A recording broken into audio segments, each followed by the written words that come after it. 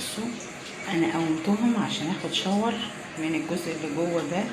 راحوا ناموا ايه في الجزء اللي قدام اللي عند الباب. واخدين بالكم؟ بصوا هي كانت فتحيه لسه نايمه دلوقتي برضو، بس لسه طالعه معرفش هتعمل ايه. يعني واخدين الحمام كده ايه بقى، سكن، صح مش كده؟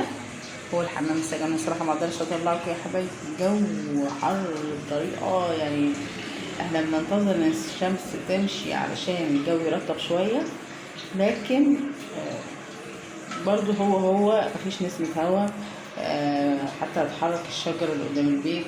الجو حر بطريقة يعني ما اقولكوش. بس يعني شباك الحمام ده يعني بيجيب نسمة كده طراوة حلوة. فبسيبه مفتوح على طول وبنشف الحمام. بس انا هنا لسه بص بقى، لسه المية اهي لسه منشفتش جوه هنا الحمام.